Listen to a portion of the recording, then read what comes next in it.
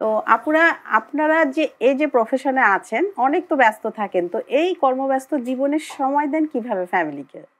আমাদের কর্মব্যস্ত জীবনের মাঝেই আসলে নিজেদের সময়টা বের করতে হয়। তবে এই ক্ষেত্রে আমি বলব যে আমাদের ফ্যামিলির সাপোর্টটা অনেক ইম্পোর্টেন্ট। যেমন আমার যে লাইফ পার্টনার তিনি আমাকে অনেক সাপোর্ট করেন। অনেক সাপোর্ট করেন বলেই হয়তো আমি আসলে আজকে এই জায়গায় আছি এবং আমি সবকিছু সামলে আমার দায়িত্বটাও পালন করতে পারছি। আ এই অফিস করার পরে বাকি সময়টা আসলে কোনো সময় আসলে যেন নষ্ট না হয় সেদিকেই সবসময় আমাদের কনসার্ন থাকে। এবং আমি জানি আপনি এটা ছাড়াও কিন্তু আপনি রান্নার সাথে যুক্ত আছেন। তো জি। আপনার উদ্যোক্তা জীবনের গল্প বলুন। কিভাবে আসলেন? আর বর্তমানে কি কাজ করছেন? আচ্ছা, আমি সরাসরি কোনো ধরনের মানে বিক্রয় বা কোনো প্রোডাক্ট সেলের সাথে জড়িত না।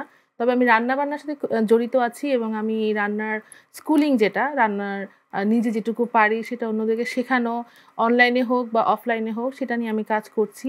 তাছাড়াও রান্নার বিভিন্ন মানে আমার যেই রান্নার বিভিন্ন রেসিপি আমাদের বিভিন্ন বইয়ে এবং হচ্ছে পত্রিকাতে যাচ্ছে।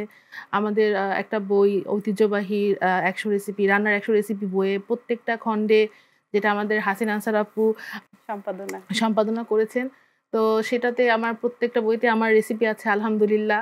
এরকম ভালো, ভালো জায়গায় নিজের কাজের স্বীকৃতিগুলো যদি উপস্থাপন করতে পারি, তখন আসলে খুব ভালো লাগা কাজ করে। এবং আপনি কিন্তু খুব সুন্দর ফুড ফটোগ্রাফিও করেন। তো জি। এটা কি প্রফেশনাল কোনো ট্রেনিং নিয়েছেন? না, প্রফেশনাল কোনো ট্রেনিং নেইনি। তবে আমার ওই যে ভালো লাগা থেকে এটার যাত্রা শুরু। ১ম দিকে আমি অ্যামেচার ভাবেই কাজ করতাম। ছবি তুলতাম, ভালো লাগতো যে রান্নাটা একটু সাজায় গুছায় একটু পরিবেশন করি। আসলে দেখতেও তো সৌন্দর্যের হ্যাঁ, একটা ব্যাপার আছে। সেটাই। তো তারপর আমি একটু ফটোগ্রাফি নিয়ে একটু পড়াশোনা করলাম। এখন আমি একটু অ্যাডভান্স কোর্সের দিকে যাচ্ছি। একটু করছি আরো বেশি নিজেকে আরো নিজেকে স্কিলড আরো এনরিচ করছেন। করার হ্যাঁ। চেষ্টা করছি। কারণ এই জায়গাটাতে আমি দেখছি আমি খুব ইন্টারেস্ট পাচ্ছি। হ্যাঁ, এটা আপনার ভালো মন লাগছে। থেকে আসছে, আপনার ভালোবাসার জায়গা। তো আমি চলে জি। যাচ্ছি নাহারাপুর কাছে। জি আপু। আপনার অবসর কিভাবে কাটে? আমার অবসর আমি মূলত বই পড়ি। আর ছোটবেলা থেকে টুকটাক একটু গানের সাথে সংশ্লিষ্ট ছিলাম। বাট সংসার হওয়ার পর সেটা আসলে চর্চার মধ্যে রাখতে পারিনি। তবে ইচ্ছা আছে মেয়ের সাথে সেটা করার।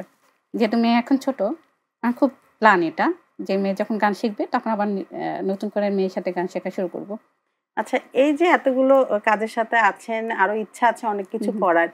এর মধ্যে কি বাধা কিছু এসেছিল? এটা কি পারিবারিকভাবে বাধা নাকি কিছু অন্যভাবে? হ্যাঁ, বাধা কিছু আছে। শুরুর দিকে যেমন হয়েছিল আমার ইচ্ছে ছিল আসলে আমি আরেকটু মানে বেশি পড়াশোনা করব। মানে আমার আসলে হ্যাঁ, এমফিলটা এখনো চলমান। পিএইচডিটা করব। তবে বাচ্চারা একটু বড় হোক, আমার কাছে মনে হচ্ছে আমার হাসব্যান্ডকে প্রায়ই এটা বলি যে, "চলো বাইরে গিয়ে আমি পিএইচডিটা শেষ করে আসি বা আমি পিএইচডি করব।" মানে নিজের খুব ইচ্ছা। মানে নিজেকে গবেষণার কাজে সংশ্লিষ্ট রাখবো।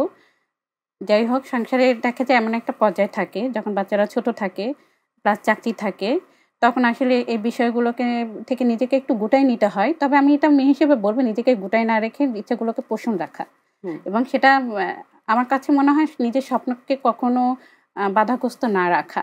আমার স্বপ্নকে যেভাবেই হোক সেটা আমি বাস্তবায়িত করব। এটা আসলে স্বপ্নের মধ্যে থাকা উচিত। তো আমার কাছে মনে হলো মানে ইচ্ছা আছে আমার একটা স্বপ্ন আছে যে আমি হয়তোবা উচ্চতর ডিগ্রিটা নিবো। যেটা আমি আচ্ছা। এখনো কমপ্লিট করতে পারি নাই এটা। মানে আসলে আপু পড়ালেখা খুব ভালোবাসেন। ঘুরে হ্যাঁ, ফিরে সেই পড়ালেখার পড়ার মধ্যে মধ্যে আপু আবার থাকতে চাই। চলে না আসেন। আপু আমি অন্য কাজগুলো যেমন আমি আর ওর মতো পড়ালেখা তো চাই না। আপনি চান না। ওর আমি আর মতো রান্না পড়ালেখা চাই না। বিশেষজ্ঞ না। তবে টুকটাক রান্না জানি। এটা সত্যি কথা। দেখেন আপনারা যেহেতু রান্নার সাথে রিলেটেড আছে। হ্যাঁ। আমি আপনাদের মতো একটা অভিজ্ঞ লেভেল না। তবে টুকটাক ঘরোয়া রান্না বা আপুকে বললে এট লিস্ট আত্মীয়স্বজন বা অতিথিরা আসলে এবং তাদেরকে খাওয়াতে পারবো। বেশ না, মজা যিনি হয়। আমি রাঁধতে রান্না এটুকু খেয়েছি। ভালোবাসেন গ্যারান্টি তিনি দিতে কিন্তু পারবো। খাওয়াতেও খুব ভালোবাসেন। হ্যাঁ।